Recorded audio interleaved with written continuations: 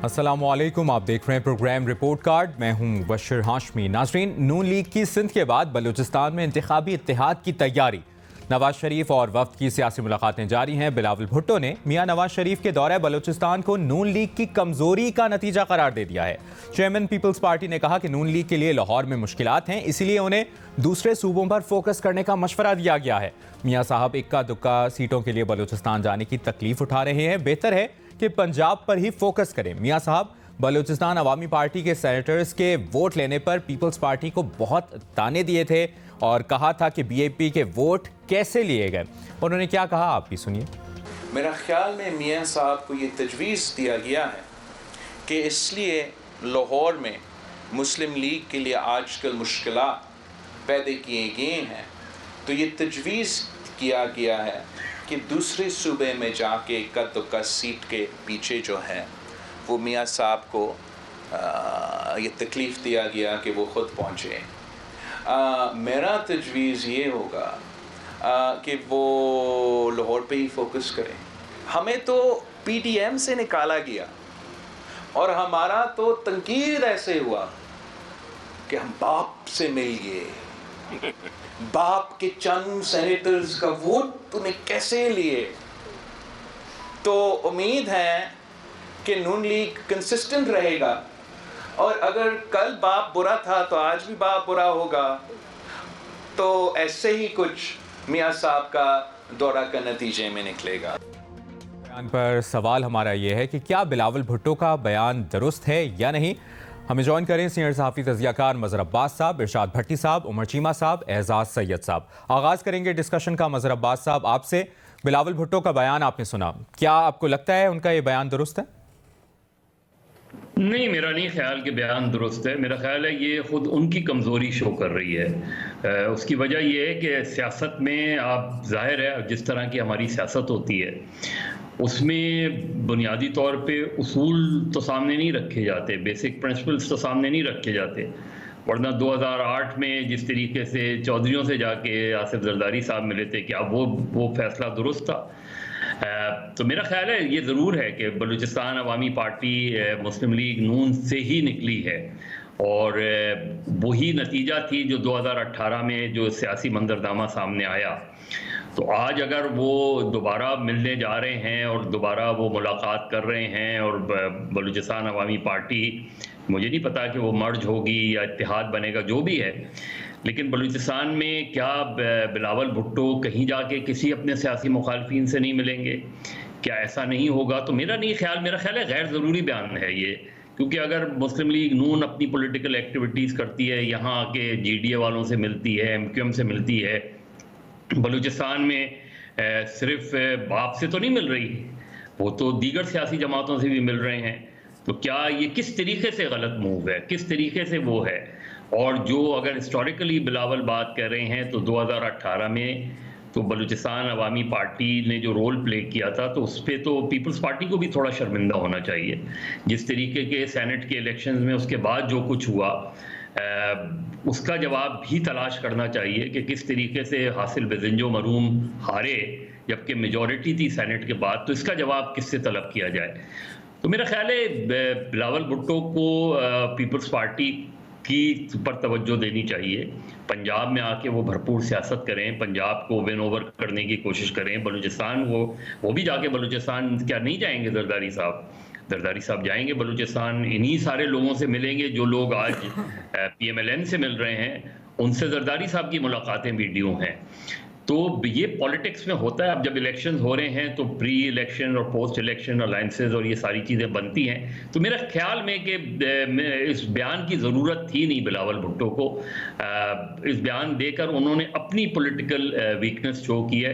बाकी मुस्लिम लीग नून हो या पीटीआई हो या पीपल्स पार्टी हो, मेरा ख्याल है हमें इलेक्शन से पहले बहुत से इस तरह की मुलाकातें सुनने को भी मिलेंगी, देखने को भी मिलेंगी और ऐन मुमकिन है कि इत्तेहाद भी देखने को मिले।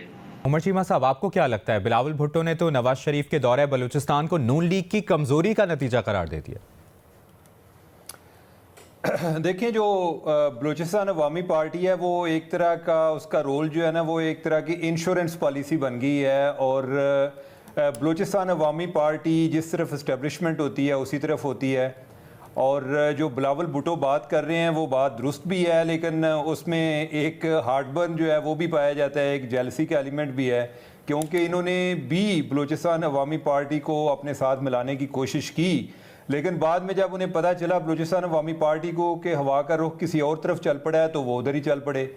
अब क्या मियां नवाज शरीफ को बलूचिस्तान जाना चाहिए था या नहीं जाना चाहिए था? मेरे ख्याल ज़रूर जाना चाहिए था। नून लीग पर एक बहुत बड़ा जो एतराज़ है वो यही है कि ये पंजाब की पार्टी है, और अब जो है मेरे ख्याल है कि बिलावल भुट्टो को शायद बलूचिस्तान जाने पर एतराज़ कम होगा, क्योंकि आगे वो सिंध की तरफ भी आ रहे हैं, तो उनको ये होगा कि ये बलूचिस्तान के बाद आगे जो टारगेट है वो सिंध है, तो उन्हें सारे सूबों में जाना चाहिए। पीपल्स पार्टी को भी सारे सूबों में जाना चाहिए। जहाँ तक बिलावल की ये बात है कि उन्हें लाहौर पर तवज्जो देने की ज़रूरत है, ये बात दुरुस्त है। लाहौर में अभी जब मियां नवाज शरीफ वापस भी आए तो उस टाइम भी जो लाहौर से बाहर से बहुत ज़्यादा क्राउड आया, बहुत बसें आई, लेकिन लाहौर से कदरे जितना पहले वो एक क्राउड पुल करते थे, जो लोग मजमा इकट्ठा कर लेते थे, उसकी निस्बत उन्हें इस दफ़ा चैलेंजेस पेश आए हैं और लाहौर काफ़ी हद तक बदल गया है। लेकिन ये ऐसे ही है कि अगर बिलावल के लिहाज से देखा जाए तो ना उनके कराची कंट्रोल में है, और ये जो नून लीग है इनके पास लाहौर में इनकी पोजीशन कदरे कमज़ोर है, तो उन पर उन्हें ज़रूर तवज्जो देनी चाहिए। लेकिन उसके अलावा मेरा ख्याल है कि बलूचिस्तान क्या उन्हें सारे सूबों में जाना चाहिए, और बिलावल को भी कोशिश करनी चाहिए कि अपने आप को सिंध तक महदूद ना करें, और वो भी एक अंदरूनी सिंध तक महदूद हो चुके हैं। उनको भी चाहिए कि पंजाब का भी दौरा करें। हमें ज़रूरत है और बड़ी अशद ज़रूरत है कि हमारी जो एक पार्टीज़ हैं उनकी एक नेशनल लेवल पर नुमाइंदगी हो, वो हर जगह पर उनके कैंडिडेट्स हों और हर जगह से वो कोई ना कोई नशिस्तें जीतें। वो नून लीग को भी चाहिए, वो पीपल्स पार्टी को भी चाहिए, वो पीटीआई को भी चाहिए। तो ये तो सबको करना चाहिए। बिलावल को तनकीद करने की बजाय मेरे ख्याल है उसको भी खुद भी चाहिए कि बलूचिस्तान का दौरा करें, पंजाब का दौरा करें, खैबर पख्तूनख्वा का दौरा करें। एजाज, आपको क्या लगता है? चेयरमैन पीपल्स पार्टी तो कह रहे हैं कि नून लीग के लिए लाहौर में मुश्किलात हैं, इसलिए उन्हें दूसरे सूबों पर फोकस करने का मशवरा दिया गया है। देखें, कोई भी जो पार्टी है वो दूसरी पार्टी को किसी दूसरे सूबे में जाने से रोकती है, तो इसका मतलब ये है कि वो पार्टी ख़ुद इनसिक्योर महसूस कर रही है। बिलावल भुट्टो में मौजूदा जो सियासी क़यादत है पाकिस्तान की, मैं समझता हूँ कि नौजवान जो सियासी क़यादत है उनमें सबसे ज़्यादा ज़हीन और समझदार लीडर हैं बिलावल। बड़ी अच्छी गुफ्तगू करते हैं, लेकिन बाज़ औक़ात वो बड़े गैर ज़िम्मेदाराना बयानात देते हैं, और ये बयान भी उन बयानात में से एक बयान है। अब बिलावल जो कह रहे हैं कि ये कमज़ोरी है नून लीग की और नून लीग को रोक भी रहे हैं, मेरे ख्याल में बिलावल जैसे रहनुमाओं को इस तरह की बात कर ज़ेब नहीं देती। पीपल्स पार्टी एक वक्त था, बेनज़ीर भुट्टो साहिबा थी, तो पीपल्स पार्टी को हम कहते थे कि चारों सूबों की जंजीर, बेनज़ीर, चारों सूबों की एक पार्टी, वो पीपल्स पार्टी। फिर हमने देखा कि 2008 में जब पीपल्स पार्टी की गवर्नमेंट आई और 2013 तक की जो दौर था, उसके बाद पीपल्स पार्टी सुकड़ गई और वो सिंध में रह गई, या उसके जो कुछ एलिमेंट्स हैं वो हमें नज़र आए कि थे बलूचिस्तान में या खैबर पख्तूनख्वा में इक्का दुक्का सीटें। पंजाब में तो अमली तौर पर सफाया हो गया पीपल्स पार्टी का, एक या दो बंदे। तो बात यह है कि ये बड़ा अलमिया है कि इस वक्त हमारे पास जो जमातें हैं, नून लीग की बात करें तो वो सिर्फ पंजाब की पार्टी नज़र आती है, वो पंजाब से बाहर निकलती नहीं है, ना वो सिंध जाती है, ना वो किसी और खैबर पख्तूनख्वा में तवज्जो देती है, ना बलूचिस्तान में देती है। अगर वो देने लग पड़े हैं तो बहुत अच्छी बात है, अगर वो बलूचिस्तान जा रहे हैं तो बड़ी ही अच्छी बात है। उन्हें खैबर पख्तूनख्वा भी जाना चाहिए, उन्हें सिंध भी जाना चाहिए, बलूचिस्तान तो गए हैं वो। और सेम गोज़ फॉर बिलावल, कि बिलावल को भी पीपल्स पार्टी को की जो एक रवायत रही है कि वो चारों सूबों में होती है, उसको आगे बढ़ाना चाहिए और किसी को रोकना नहीं चाहिए कि आप फलां जगह जाएं या ना जाएं। अब आप देखिए कि पीपल्स पार्टी की जो क़यादत है वो लाहौर में आके बैठती है, तो क्या कभी मुस्लिम लीग नून ने इस बात का कहा कि वो लाहौर में ना आए? देखिए, पंजाब जो है वो तमाम जमातों का है। अगर जुल्फ़िकार अली भुट्टो साहब ने जब पीपल्स पार्टी बनाई थी तो पीपल्स पार्टी की कौमी सतह पर एक्नॉलेजमेंट या कबूलियत उस वक्त हुई थी जब पंजाब ने और लाहौर ने उनको कबूलियत दी थी। भुट्टो साहब सिंध के लीडर थे, लेकिन उनकी जो नेशनल लेवल पर जो इमरजेंस थी वो लाहौर से हुई थी। तो ये तमाम मुल्क के जो तमाम सूबे हैं वो तमाम जमातों के। एक बात, दूसरी बात क्विकली कि अगर 2018 में चले जाएं, जब दिसंबर 2017 में एक मूवमेंट शुरू हुई थी और उस वक्त दिसंबर 2017 में जो सूबाई हुकूमत थी बलूचिस्तान की नून लीग की, सनाउल्लाह ज़हरी वहाँ पर उस वक्त वज़ीर आला थे। तो आपको याद होगा कि 28 दिसंबर 2017 को सनाउल्लाह ज़हरी साहब जो हैं वो बैरून मुल्क गए हुए थे न्यू ईयर नाइट मनाने, और उनके पीछे से हमारे आज जो वज़ीर दाखिला हैं सरफराज बुगटी साहब, इन्होंने अपने साथियों के साथ, बल्कि आज निगरान जो वज़ीर आज़म है इनका भी एक रोल था, इन्होंने एक तरीके दम एतमाद मूव कर दी थी एट दैट टाइम। और उस वक्त जो बलूचिस्तान के अंदर तरीके दम एतमाद मूव हुई थी, उस वक्त इल्ज़ाम लगता था उस वक्त की जो इस्टेब्लिशमेंट का, उस वक्त के आर्मी चीफ जनरल रहील शरीफ पे भी इल्ज़ाम लगा था, फैज़ हमीद साहब पे भी इल्ज़ाम लगा था, जो उस वक्त के बलूचिस्तान के जो कोर कमांडर थे आसिम सलीम बाजवा, जिनके बारे में बाद में पापा जॉन स्कैंडल भी आया, उनका नाम भी आया करता था। तो उस वक्त जो एक बड़ा किरदार था वो पाकिस्तान पीपल्स पार्टी का किरदार था, जिसने वो किरदार अदा किया था और बलूचिस्तान में ये हुकूमत ख़त्म हुई थी। और आपको याद होगा कि जो हुकूमतें कमज़ोर होने का जो मामला था, उस वक्त की जो हुकूमत थी वो आगाज़ बलूचिस्तान से हुआ था। आज नून लीग बलूचिस्तान में गई है तो बड़ी अच्छी बात है, नवाज शरीफ साहब बलूचिस्तान में जाएँ, बाकी जगहों पे भी जाएं। इसी तरह बिलावल जो हैं और आसिफ अली जरदारी साहब वो बाकी चारों सूबों में जाएं। ये मिलजुल के होना चाहिए और सियासत में मेरे ख्याल में किसी को रोकना नहीं चाहिए, लेकिन एक चीज़ को ज़रूर रोकना चाहिए, वो है सियासत में गैर जमहूरी जो किरदार हैं या गैर जमहूरी ताकतें हैं, उनको रोकना चाहिए, उस पर इत्तेफाक होना चाहिए। आपस में एक दूसरे की सियासी मुखालफत करें, लेकिन इस बात का स्पेस सबको दें कि ये मुल्क है, यहाँ पर जमहूरियत होनी चाहिए और हम सबको, तमाम जमातों को, पीटीआई को भी स्पेस मिलनी चाहिए, पीपीपी को भी मिलनी चाहिए, पीएमएलएन को भी मिलनी चाहिए, और बाकी जमातों को, किसी को मेरे ख्याल में पीछे नहीं धकेलना चाहिए। भट्टी साहब, एक तो बिलावल भुट्टो का बयान और जो उनका एतराज़ है, उन्होंने कहा है कि नवाज शरीफ साहब बलूचिस्तान अवामी पार्टी के सेनेटर्स के वोट लेने पर पीपल्स पार्टी को बहुत ताने देते थे और कहा था कि ये वोट क्यों लिया और कैसे लिए गए हैं। तो बिलावल भुट्टो के इस बयान पर आपकी क्या राय है? देखिए जनाब स्पीकर, मिज़ाहिया फ़िल्मों की लंबी सीरीज़ मिशन इक़्तिदार की अगली फ़िल्म हाज़िर खिदमत है। जनाब स्पीकर, बिलावल भुट्टो ने जो असल बयान दिया है वो तो क्या कमाल बयान दिया है। वो है शहबाज शरीफ अपनी 15 माह की कारकर्दगी पर मुंह छुपाते फिर रहे हैं। जो उनका जुमला है वो ये है, क्या शहबाज शरीफ, क्या ख्वाजा साद रफ़ीक, क्या एहसन इकबाल, क्या याद सादक, क्या इसाक डार, क्या खुरम दस्तगीर अपनी 15 माह की कारकर्दगी पर इलेक्शन लड़ सकते हैं। जनाब स्पीकर, बात तो सच है, मगर बात है रुसवाई की, और इस रुसवाई में 15 महीने की रुसवाई में बिलावल भुट्टो बराबर के शरीक हैं। अब बात यह है कि बिलावल भुट्टो से 2 सवाल तो बात आगे बढ़ाने से पहले मैं हमेशा करता रहा हूँ कि आपके 55 गैर मुल्की दौरों से मुल्को कौम को क्या हासिल वसूल हुआ, और क्या आप सिंध में अपनी कारकर्दगी पर इलेक्शन लड़ सकते हैं। लेकिन बिलावल भुट्टो की बात ये ठीक कर रहे हैं, वो क्यों ठीक कर रहे हैं ये मैं आगे बताता हूँ। और बिलावल भुट्टो का ये भी ज़हन में रखिएगा कि एक दिन कौमी असम्बली में खड़े थे और कह रहे थे शहबाज शरीफ जैसा कोई हुक्मरान आए ही नहीं, शहबाज शरीफ कमाल के मुंतज़िम, शहबाज शरीफ, ये मिज़ाहिया फिल्में मैं इसलिए कहता हूँ, टॉम एंड जेरी की फिल्में कार्टून वाली, तो क्या शहबाज शरीफ जैसा एडमिनिस्ट्रेटर देखा ही नहीं, कमाल हुकूमत की शहबाज शरीफ ने। और हमें सिंध में भी, कराची में कह रहे थे, हमें सिंध में भी शहबाज स्पीड की ज़रूरत है।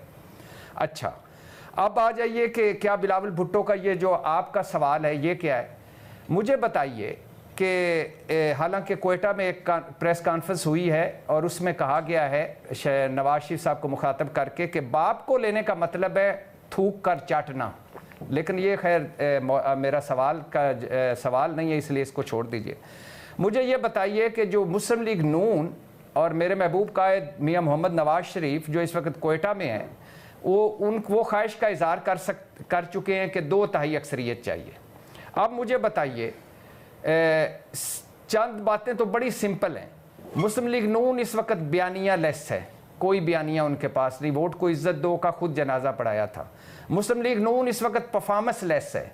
15-16 महीने की आखिरी हुकूमत देख लें तो लोग क्या कह रहे हैं उनके बारे में, झोलियाँ उठा उठा कर दुआएँ दे रहे हैं। कैसी दुआएं के साथ पहले बे और दाल लगा लीजिए। और मुस्लिम लीग नून की वो मकबूलियत और वो नवाज शरीफ मेरे महबूब कायद की अपनी मकबूलियत पंजाब में नहीं है, लिहाजा 141 सीटों वाले पंजाब में वो मकबूलियत लेस हैं तहरीक इंसाफ के मुकाबले में।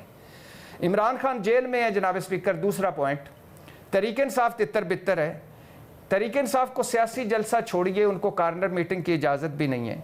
इसके बावजूद इमरान खान का वोट बैंक मुस्लिम लीग नून से पंजाब में ज़्यादा है, इसके बावजूद नून लीग से ज़्यादा मकबूल है।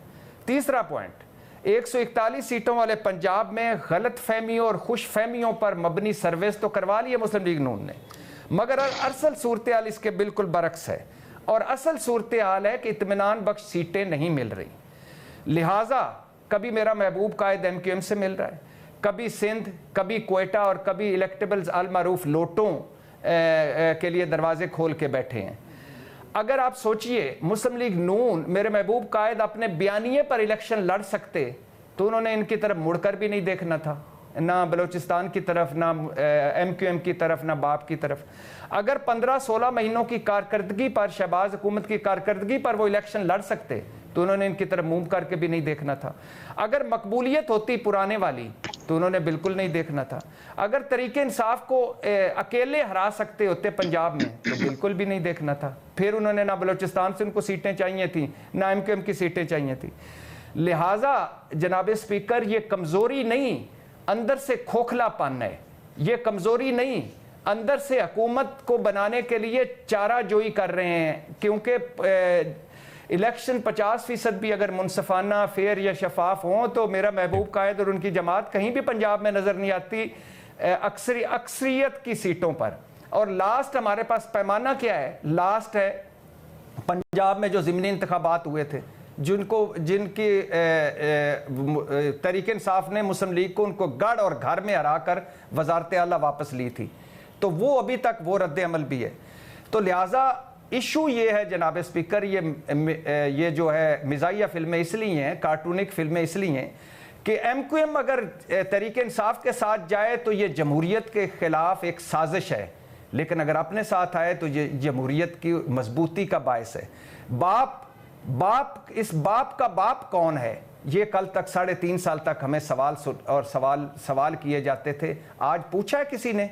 और बाप अगर उधर जाए तो गलत, और अगर यूसुफ रज़ा गिलानी को वोट मिले तो वो हीरो ऑफ द डे है मरियम नवाज का। तो और इलेक्टेबल्स अल मारूफ लोटे, ये अगर उधर जाएं तो देखा कौन है इनके गलों में मफरल डलवा रहा, और अब अपनी तरफ आए, दरवाजे खोल के बैठे हैं और कहते थे मैं लोटों की दुकान बंद कर दी है। आज दुकान खुल गई है दोबारा से लोटों की, और मरियम नवाज फिर से याद आ रही हैं। उन्होंने कहा था कि लोटों की असल जगह बाथरूम होती है। अब मैं ये कहने से दिल नहीं कर रहा कि अब वो असल जगह में पहुंच रहे हैं। तो लिहाजा बिलावल भुट्टो जो कमज़ोरी की बात कर रहे हैं, इसमें कोई शक नहीं, उनके अपने वजारत उज़्मा के ख्वाब भी कर रहे हैं, इसमें कोई शक नहीं। जरदारी साहब जो पाकिस्तानी सियासत के फार्मूला चैम्पियन हैं, उनकी बात नहीं बन रही, मगर बिलावल भुट्टो बात ठीक कर रहे हैं कि मुस्लिम लीग नून अगर अकेले तौर पर ये इलेक्शन मुहिम जीत सकती तो वो कभी मारी मारी ना फिर रही होती। एक ब्रेक लेना है और ब्रेक के बाद हम मज़ीद इसको डिस्कस करेंगे और बात करेंगे कि नवाज शरीफ 3 मरतबा वज़ीर-ए-आज़म रह चुके हैं, लेकिन एक बार फिर उन्हें जब कौमी इंतखाबात में जाना है तो वो दीगर सूबों में इंतखाबी इत्तेहाद करें। इस मामले को तजियाकार कैसे देख रहे हैं, जानिए इस ब्रेक के बाद।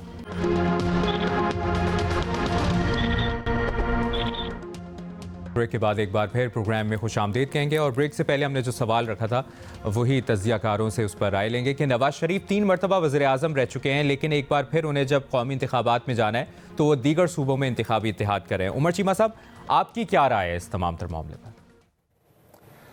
देखिए, मैं तो इसमें को मुज़ायका नहीं है कि अगर वो बाकी जमातों के साथ इत्तेहाद करते हैं, बल्कि हमारे यहाँ जो इस टाइम सिचुएशन चल रही है, जितनी एक सियासत में तकसीम है, आइडियली तो ये होना चाहिए कि इधर कोई नेशनल गवर्नमेंट हो कि जो जिस तरह के चैलेंजेस हैं वो और उनका जिसके पास सलूशन है वो सियासत करने की बजाय वो मसले का हल दे। कोई नेशनल गवर्नमेंट टाइप होनी चाहिए, गो कि मुझे वो उस तरह बनती नज़र नहीं आ रही, लेकिन जितनी ज़्यादा जमातों की नुमाइंदगी उसमें हो सकती है उतना ज़्यादा बेहतर है। हाँ, उसमें एक ये ज़रूर चैलेंज आएगा कि जो एक मेजॉरिटी पार्टी होगी वो ब्लैकमेल भी हो सकती है। अब ये डिपेंड करता है कि वो किस हद तक ब्लैकमेल हो सकती है, उनके पास कितनी नशिस्तें हैं। अगर उनके पास कोई एक सादा अक्सरियत मौजूद है तो फिर उनको कोई ब्लैकमेल नहीं कर सकता। बाकियों को दायरे में लाना, उनको एक गवर्नमेंट में शामिल करने में मुज़ायका नहीं है। और अगर जो मेजॉरिटी पार्टी होगी उसके पास यही होगा कि अगर कोई एक एलाई, एक इत्तेहादी, एक जमात जो है वो कहती है कि हम गवर्नमेंट छोड़ रहे हैं, तो उनके लिए एक मसला बन जाए, उनकी अपनी सर्वाइवल जो है वो अंडर क्वेश्चन आ जाए कि और फिर वो उसके हाथों ब्लैकमेल होते रहेंगे। और ये वो वाली चीज़ है कि जो पीडीएम का दौर है उसमें भी ये चीज़ बहुत ज़्यादा देखी है कि बड़ी ब्लैकमेलिंग थी। जो नून लीग वाले इन्होंने गवर्नमेंट बना ली थी बाकी जमातों के साथ मिलकर, लेकिन कोई ऐसा आपको बड़ा स्टेप लेने में कामयाब नहीं हुए। मैं अलबत्ता ये ज़रूर समझता हूँ कि जो आगे हमने रिफॉर्म्स करनी है, इकनॉमिक रिफॉर्म्स के बगैर आपका मुल्क आगे नहीं चल सकता। जितनी ड्रामेबाजी हम पहले कर सकते थे वो कर चुके हैं, अब आगे आपको इस्लाहात करनी है, आगे अब सीरियस बिजनेस है। तो उसके लिए जितनी ज़्यादा आपके पास पॉलिटिकल विल होगी, जितनी सियासी जमातें आपके साथ मुतफिक होंगी, तो उतना ज़्यादा बेहतर है। तो उसमें वो इत्तेहाद करें या बेशक इलेक्शन जीत कर बाद में उनको गवर्नमेंट में शामिल होने का कह लें, तो इसमें कोई बुरी बात नहीं है, उनको शामिल करना चाहिए। मज़हर अब्बास साहब, आपकी क्या राय है कि विफाक में 3 बार हुकूमत रही है मुस्लिम लीग नून की, अपने नुमाइंदे क्यों नहीं है और रिलाए इत्तेहाद पर क्यों किया जा रहा है, इंतखाबी इत्तेहाद पर? नहीं, देखिए, बेसिक आर्गुमेंट हम गलत कर रहे हैं। जब अभी भट्टी साहब कह रहे थे कि मुस्लिम लीग नून अगर इस पोजीशन में होती तो कभी इत्तेहाद नहीं करती कि अगर वो उनके पास वैसे ही उनको मेजॉरिटी मिल रही होती। 97 में तो उनके पास 2/3 मेजॉरिटी थी, फिर भी उन्होंने बलूचिस्तान में नेशनल पार्टी को हुकूमत बनाने दी। क्यों? वहाँ भी मुस्लिम लीग नून बड़े आराम से हुकूमत बना सकती थी नेशनल पार्टी के बगैर, लेकिन उन्होंने नेशनल पार्टी को हुकूमत बनाने दी। तो ये एक अच्छा मूव था, यानी बलूचिस्तान के ख़ास कॉन्टेक्स्ट में ये बुरा मूव नहीं था, एक पॉलिटिकल मूव था। वो अलग बात है कि उधर ही उन्हीं के अरकान ने, सनाउल्लाह ज़हरी वगैरह ने इस पर ऑब्जेक्शन भी किया था, लेकिन फिर 2.5 साल का फार्मूला एक तय किया। तो मुस्लिम लीग नून ने माजी में कंफर्टेबल पोजीशन में आकर भी इत्तेहाद किया है, ऐसा नहीं है। लेकिन ये भी बात दुरुस्त है कि मुस्लिम लीग नून ने जिनसे इत्तेहाद किया उनको डिच भी किया। हमारी कराची में मिसालें सामने हैं। 90 में इत्तेहाद हुआ, उसके बाद 97 में इत्तेहाद हुआ। 3 ऑपरेशन तो मुस्लिम लीग नून ने अपने दौर में करवाया और उसके नतीजे में जो इत्तेहाद था MQM से वो उसका टूट गया उसकी वजह से। लेकिन ऐसा नहीं है कि मुस्लिम लीग नून बेहतर पोजीशन में आके इत्तेहाद नहीं करती। इस वक्त जो सूरत हाल है, इस वक्त असल सूरत हाल ये नहीं है कि मुस्लिम लीग नून क्या कर रही है और पीपल्स पार्टी क्या कर रही है। बदकिस्मती से दोनों बड़ी जमातें जो हैं उनमें एक जो है बज़ाहिर लगता है कि मुत्तफिक हैं दोनों इस बात पे कि PTI को स्पेस ना मिले।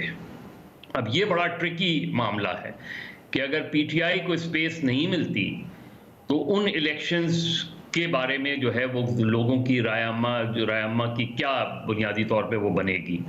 अब देखना ये है कि इस वक्त मुस्लिम लीग नून भी खुलेआम सियासत कर रही है, पीपल्स पार्टी भी कर रही है, लेकिन अगर किसी जमात को स्पेस नहीं मिल रही तो वो PTI है। और होना तो ये चाहिए था कि मुस्लिम लीग नून ये भी डिमांड करे कि PTI को स्पेस मिलनी चाहिए, पीपल्स पार्टी भी ये डिमांड करे। लेकिन लगता है ये कि इस मामले पर कहीं ना कहीं दोनों की एक अंडरस्टैंडिंग है कि वो जो भी इलेक्शन हो रहा है वो पीटीआई के बगैर ही इलेक्शन हो, इसलिए कि उस सूरत में दोनों को अपना नुकसान नज़र आता है कि अगर पीटीआई मैदान में हुई उस तरीके से, तो यहाँ आके आपका वो जो डेमोक्रेटिक बिहेवियर है वो काउंट करता है, वो नज़र आ रहा है। हमने 2018 से 2022 तक देखा जो ज़िमनी इलेक्शन हुए मुस्लिम लीग नून ने पंजाब में जीते, लेकिन 2022 के बाद अदम एतमाद की तहरीक के बाद ये बिल्कुल ग्राफ उल्टा हो गया और जो ज़िमनी इलेक्शन हुए वो पीटीआई जीतती चली गई। तो इसमें आज ये रियलाइजेशन हो रही है, आज ये डिबेट हो रही है कि जी हम तो नहीं चाहते थे अदम एतमाद की तहरीक, वो तो हमने पीपल्स पार्टी के कहने पे अदम एतमाद की तहरीक लेकर आए। तो मेरा ख्याल है सबको जो 16 महीने में जो पार्टनर्स थे उनको खुद ये कलेक्टिव रिस्पॉन्सिबिलिटी लेनी होगी, उन्होंने सही किया गलत किया, लेकिन ये नहीं हो सकता कि बिलावल भुट्टो अपने आप को उस गवर्नमेंट से जो है अलग करके देखें। जिस तरह शहबाज शरीफ की तारीफ 16 महीने में आप उठा के देख लें, बिलावल भुट्टो ने तारीफ की थी या नहीं की थी। आज पिन पॉइंट करके आप कहें कि जी एहसान इकबाल, ख्वाजा साद रफीक, XYZ उनको उनकी कारकर्दगी देखें, उनको जवाब देना होगा, तो जवाब तो आपको भी देना होगा और आपको सिर्फ वजारत खारजा का जवाब नहीं देना होगा।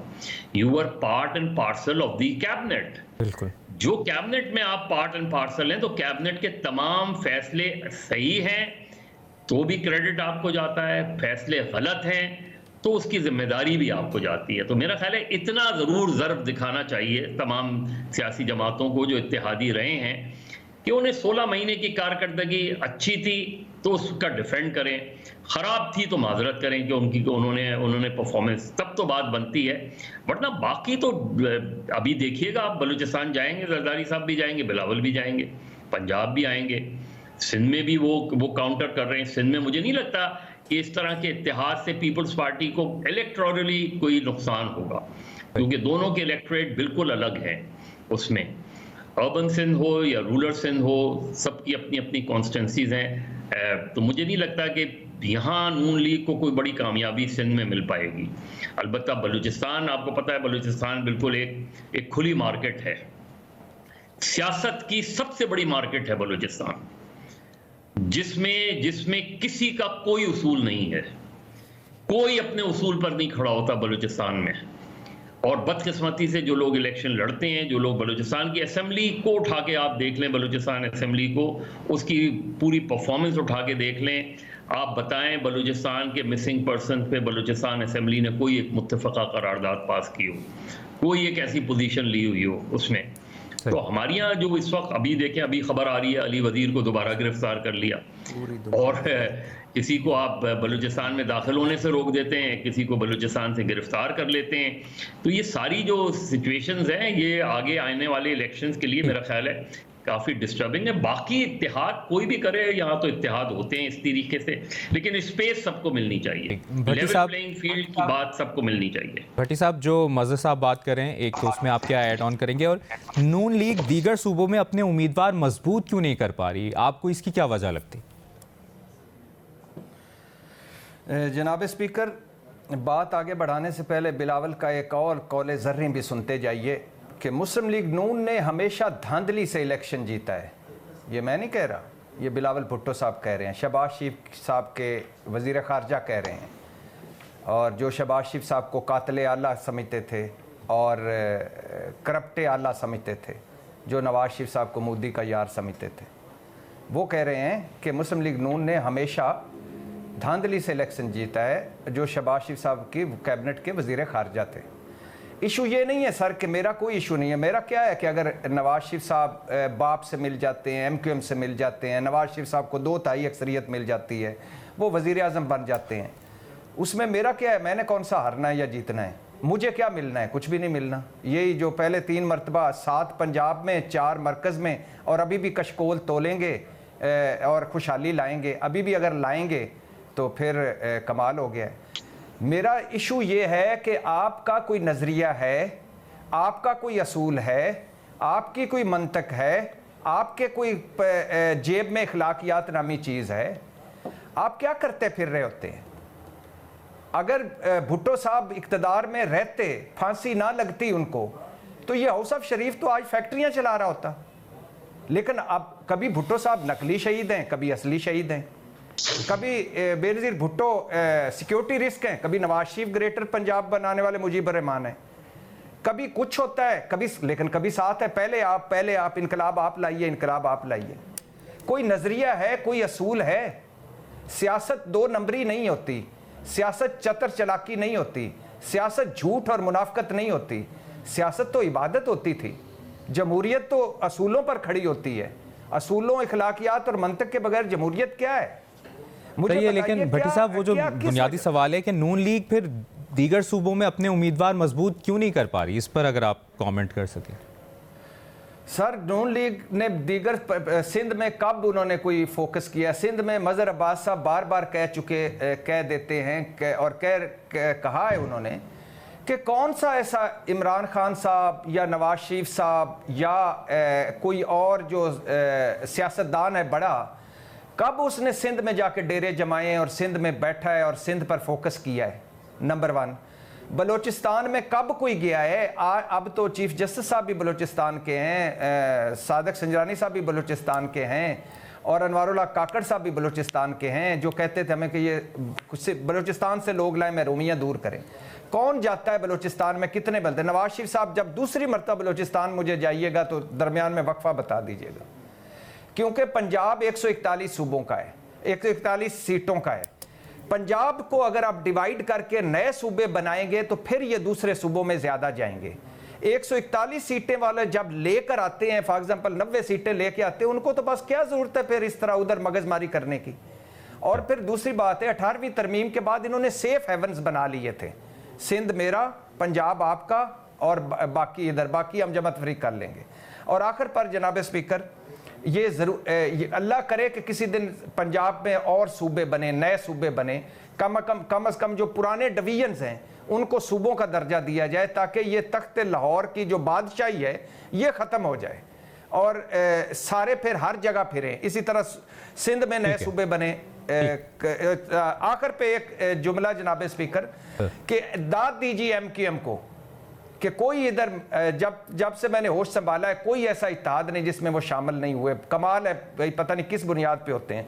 दाद दीजिए बाप को जो इमरान खान साहब के भी साथ थे जमहूरियत के लिए, आप फिर इनके साथ हैं, और बलूचिस्तान के सियासतदानों को दाद दीजिए, जौक दर जौक उनमें मिल जाते हैं जो इक़्तिदार में आने वाली पार्टी होती है।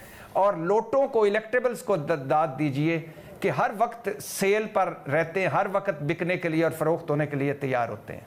एजाज, तीनों तजियाकारों की राय आपने जानी और एक और सवाल आपके सामने रखेंगे, लेकिन उससे पहले एक ब्रेक लेंगे। और सवाल वो ये है कि एहसन इकबाल का जो बयान सामने आया, उन्होंने कहा कि PTI और पीपल्स पार्टी का शुक्रिया अदा करते हैं, दोनों जमातें इलेक्शन में नून लीग को नफसियाती बढ़तरी देने की मुहिम चला रही हैं, हम करोड़ों रुपए खर्च करके भी ये नताइज हासिल नहीं कर सकते थे। राय लेंगे एजाज सैयद की इस ब्रेक के बाद।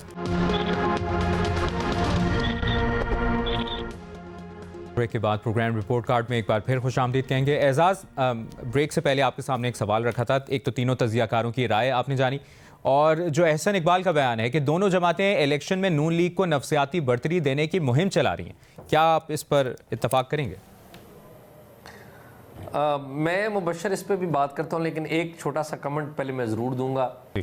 मियाँ नवाज शरीफ साहब की सादक संजरानी साहब से जो है उनका रब्ता हुआ है, उनका इंटरेक्शन हुआ है, मुलाकात हुई है, तो मैं बड़ा इस बात को एंजॉय कर रहा था कि साल 2018 में मियाँ नवाज शरीफ साहब सादक संजरानी साहब को इस्टेब्लिशमेंट का आदमी करार देते थे, और जब इनके ख़िलाफ़ तहरीक-ए-कदम एतमाद जो है वो नाकाम हुई थी सादक संजरानी साहब के ख़िलाफ़, तो उस वक्त भी यही कहा गया था कि ये इस्टेब्लिशमेंट पीछे थी, और थी, इसमें भी कोई शक नहीं है कि नहीं थी।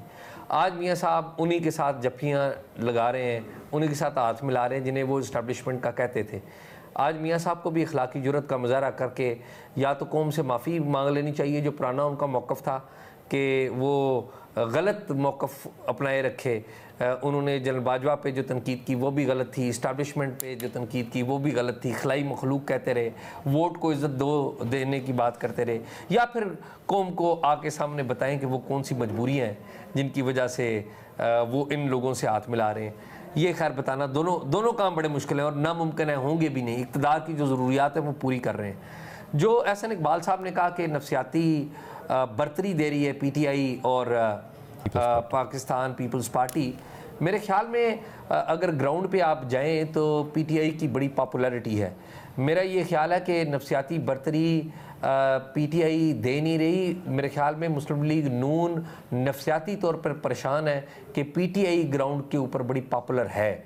अगर पीटीआई के कैंडिडेट्स को लेवल प्लेइंग फील्ड मिली, अगर पीटीआई का जो इंतखाबी निशान है बल्ला वो बैलेट के पेपर के ऊपर हुआ, अगर पीटीआई के जो लीडर्स हैं, जो प्रोमिनेंट फिगर्स हैं, वो बाहर आए और उन्होंने जलसे जुलूस किए, तो मेरे ख्याल में मुस्लिम लीग नून के लिए बड़ी मुश्किल हो जाएगी।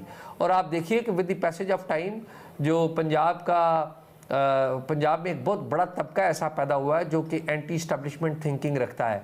इसकी जो आगाज़ था वो नवाज शरीफ साहब ने रखा था जब इन्होंने इस्टेब्लिशमेंट को खलाई मखलूक का नाम दिया था, लेकिन इसको इंतहा पर लेके गए हैं चेयरमैन पीटीआई। तो मेरा ये ख्याल है कि ग्राउंड के ऊपर अगर आप जाएं और ग्राउंड पे देखें तो पीटीआई की पॉपुलैरिटी है। हाँ, एक बात ज़रूर है कि पीटीआई को कैंडिडेट शायद नहीं मिल रहे, कैंडिडेट का प्रॉब्लम है, और लेवल प्लेइंग फील्ड भी शायद वो भी नहीं मिल रही। ज़ाहिर है उनके लीडर जो हैं वो अंदर हैं और केसेस का सामना कर रहे हैं, ये इशू है। लेकिन मेरा ये ख्याल है कि जो कैंडिडेट पीएमएलएन के हों, पंजाब के वाले से मैं बात करूं, और वो जब हलकों में निकल रहे हैं तो उन्हें प्रॉब्लम इस बात का एहसास हो रहा है कि उनकी जो जीत है वो इतनी आसान नहीं है। वो शायद बहुत सारी वजूहात की बिना पर अक्सरियत हासिल कर लें, लेकिन ये इतनी आसान नहीं होगी अगर पीटीआई के कैंडिडेट या उनका जो निशान है वो बैलेट पेपर के ऊपर हुआ। ठीक है, शॉर्टली मज़हर अब्बास साहब, ब्रेक से पहले उमर चीमा साहब ने एक बड़ी इंपॉर्टेंट बात की, कौमी हुकूमत बनाने की, ग्रैंड अलायंस की। कितना ज़रूरत है इस वक्त कौमी हुकूमत बनाए जाने का इस वक्त मुल्क में, और काबिल अमल भी है आपके ख्याल में? वो कुछ मोहम्मद अली दुरानी साहब का भी इस तरह का बयान आया है, वो आया है। देखिए, कौमी हुकूमत क्या होती है? कौमी हुकूमत जो है, मेरे लिहाज से तो कौमी हुकूमत कभी भी कामयाब नहीं हो सकती। उसकी वजह क्या है? उसकी वजह ये कि हर पॉलिटिकल पार्टी की अपनी एक बार्गेनिंग, अपनी एक पोजीशन होती है। सबसे बेहतर यही है, नहीं होती जो वोट लेके आती है वो कौमी हुकूमतें नहीं होती। नहीं, वो दूसरी बात कर रहे हैं मेरे भाई, वो दूसरी बात कह रहे हैं कि सब मिलकर हुकूमत बनाना एक और चीज होती है। जिस पार्टी की मेजॉरिटी, देखिए आइडियल सिचुएशन तो ये है कि अगर मेरे पास एक कौमी असेंबली की भी मेजॉरिटी है, एक वोट की भी मेजॉरिटी है, तो दूसरी जमातों को चाहिए कि उसको हुकूमत करने दें। परफॉर्मेंस जो होती है वो काउंट करती है, असल चीज होना ये चाहिए। जो एक पॉलिटिकल सिचुएशन है वो तो यही होती है। एक जमात है वो अपना मैनिफेस्टो इंप्लीमेंट कर सकती है, नहीं कर सकती। जब 10 जमातें मिलती हैं तो हर जमात की अपनी प्रायोरिटीज होती हैं, क्योंकि उसने अपने वोटर्स को देखना होता है। तो हमेशा ये कंफ्यूजन का शिकार होता है। तो सबसे बेहतर सिचुएशन ये है कि आप इलेक्शन कराएं, तमाम जमातें हिस्सा लें। जो जमात इलेक्शन जीत कर आए, जिसके पास मेजॉरिटी हो, उसको 5 साल मिलने चाहिए हुकूमत करने के, और उन 5 सालों में वो परफॉर्मेंस करती है तो लोग उसे दोबारा मुंतखब करेंगे, नहीं करती है तो लोग उसे वोटेड आउट कर देंगे।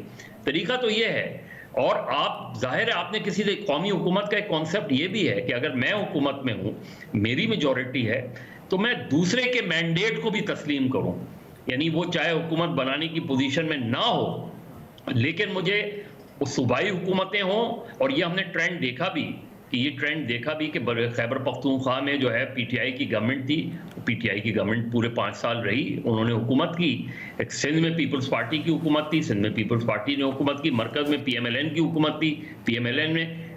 तरीक़ाकार यही है कि आप दूसरे का मैंडेट तस्लीम करें, चाहे वो हुकूमत बनाने की पोजीशन में हो या नहीं हो, इस तरीके से। लेकिन अगर आप बिल्कुल एक जॉइंट गवर्नमेंट बनाएंगे, जॉइंट कोalition गवर्नमेंट बनाएंगे, मेरे ज़ाती ख्याल में वो कभी भी तजुर्बा कामयाब नहीं होगा। उमर चीमा साहब, आप कुछ ऐड करेंगे? देखिए, मेरे ख्याल है कि कौमी हुकूमत का आइडिया जिस तरह से आता रहा और जिस तरफ से आता रहा ना, वो जब भी दोबारा आता है तो हम ज़रा उस पर एक घबरा जाते हैं कि शायद इसका मतलब कोई उस जैसा ही ना हो। मेरा ये ख्याल है कि मुल्क जिस एक बुहरानी कैफियत में है, मैंने बात की कि इस्लाहात की ज़रूरत है। हम अक्सर ये बात करते होते हैं कि इधर एक चार्टर ऑफ इकानमी की ज़रूरत है। वो क्यों ज़रूरत है? वो इसलिए ज़रूरत होती है क्योंकि सब लोग उस पर बात तो कर रहे होते हैं लेकिन इत्तेफाक नहीं कर रहे होते। हमें कोई चीज़ों पर ये तय करना पड़ेगा कि हमने इस पर सियासत नहीं करनी। लेट से कि अगर आपने कोई निजकारी करनी है तो किसी के पास कोई सोल्यूशन है तो वो लेकर आए, अगर सोल्यूशन नहीं है तो सिर्फ उसको पॉलिटिसाइज ना करे। मेरा जो पॉइंट था वो ये था कि आप कुछ चीज़ों पर एग्री कर जाएं, बाकी ये है कि आप उस सूरत में ब्लैकमेल नहीं होंगे। ये बात भी मैंने की थी कि अगर वो कौमी हुकूमत भी तब ज़्यादा एक मौसर भी हो सकती है कि जब अगर एक पार्टी जो लीडिंग पार्टी हो उसके पास कम से कम एक सिंपल मेजॉरिटी हो, उसको हर टाइम ये फिक्र लाहिक ना हो कि मैं अगर इनकी बात नहीं मानूंगा तो मेरे खिलाफ कोई तहरीक में इत्मीनान आ जाएगी या कोई 4 लोग चले जाएंगे तो मैं अक्सरियत खो जाऊंगा। ये वाला मामला नहीं होना चाहिए। लेकिन यह है कि हमें कुछ नेशनल इश्यूज पर इत्तेफाक करना बहुत जरूरी है और वो आप उसको इस सेंस में लें कि अगर 5 साल बाद एक और गवर्नमेंट आ जाती है, कोई और मेजॉरिटी पार्टी आ जाती है, तो कोई चंद चीजों पर अगर आपका इत्तेफाक होगा तो तब आप आगे चल सकते हैं। अदरवाइज हम बातें बहुत ज्यादा करेंगे लेकिन मसाइल का हमारे पास हल नहीं आएगा। मज़हर साहब टाइम कम है, आप प्लीज कंक्लूड कर दें। जो उमर बात कह रहे हैं, मैं सिर्फ एक बात करूंगा। देखिए, जैसे चार्टर ऑफ डेमोक्रेसी है, चार्टर ऑफ डेमोक्रेसी पर तमाम जमातें इत्तेफाक कर सकती हैं। आज तो पीटीआई भी वही बात कर रही है ना कि जी इस्टेब्लिशमेंट का जो रोल के हवाले से, तो चार्टर ऑफ डेमोक्रेसी जो है वो बड़ा बुनियादी चार्टर है। अगर वो तमाम जमातों के सामने रखा जाए, उस पर इनपुट आ जाए, नई और चीज़ें ऐड कर दी जाए, उस पर एक कंसेंसस बन जाए, बड़ी अच्छी बात है। चार्टर ऑफ इकोनॉमी पे बन जाए, नेशनल सिक्योरिटी के मामलों पर बन जाए चार्टर बनना, उस पर इत्तेफाक राय होना और उसको एग्जीक्यूट करना एक बात है, और हुकूमत का हिस्सा होना वो एक दूसरी बात है मेरे नुक्ते नज़र से। बहुत बहुत शुक्रिया आपका मज़हर अब्बास साहब, उमर चीमा साहब, इरशाद भट्टी साहब, एजाज सैयद साहब। नाज़रीन, प्रोग्राम रिपोर्ट कार्ड देखने का बहुत बहुत शुक्रिया। अपना ख्याल रखिएगा। अल्लाह हाफ़िज़।